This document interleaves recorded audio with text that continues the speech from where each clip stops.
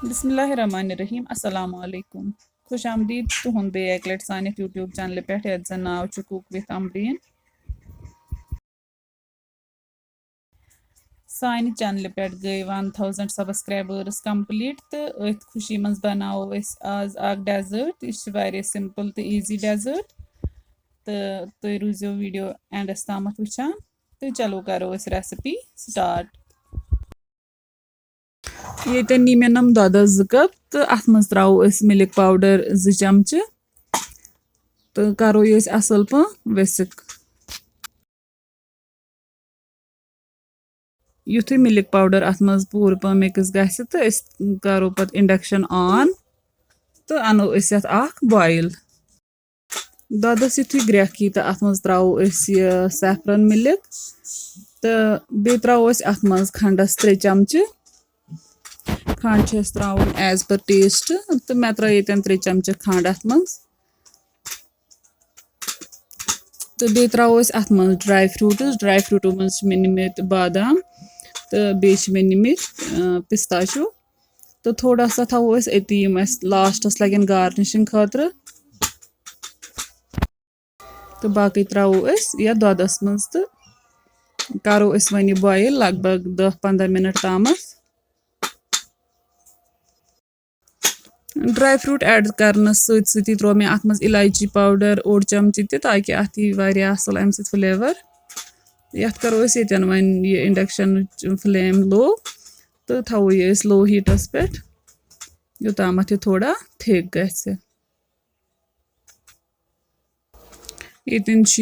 Thick गोमुत तो अत colour तह असल आमुत तो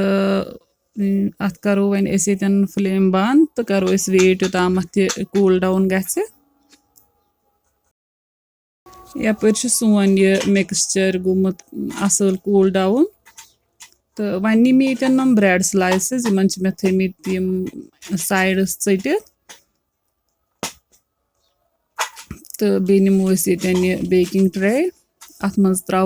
ब्रेड स्लाइसेस करो अत मज ऐड ब्रेड स्लाइस अत मज ऐड करने पत करो रसमलाई मिक्सचर थोमुत रेडी कर त्रो वन ये पे करो पोर त्रो सारसी फैलाव यह प्रेथ कुन पीसस पे असल पे त्राउन प्रेथ कह पीस अम पूर कवर कर साइड तम कवर कर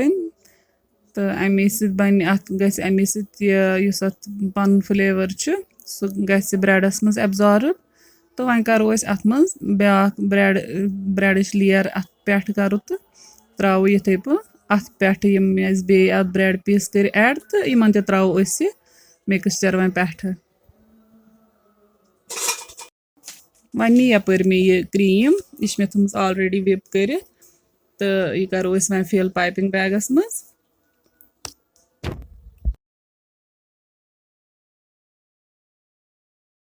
तो वन बनाओ अम डिजाइन पन्ने पसंद कह डिजाइन बनाओ नमन ब्रेड पीसन पे वन अम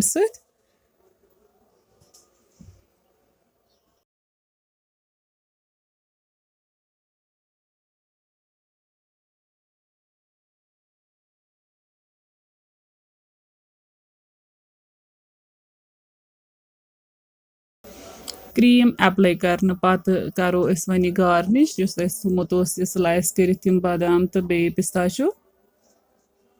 अमे करो ये वन गार्निश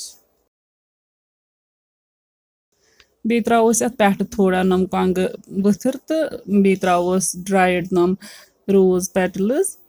तो अथ सन यह ब्रेड रसमलाई डेजर्ट बिल्कुल रेडी गमज तो वन करो यह थो ये फ्रिजस मज वन लगभग 1 घंटे तो तम पत करो ये सर्व तह अगर सन रेसिपी पसंद आम वीडियो कर जरूर लाइक तो शेयर बे दीजो पन फीडबैक कमेंट सेक्शनस मज रेसिपी कर जरूर ट्राई अल्लाह हाफिज।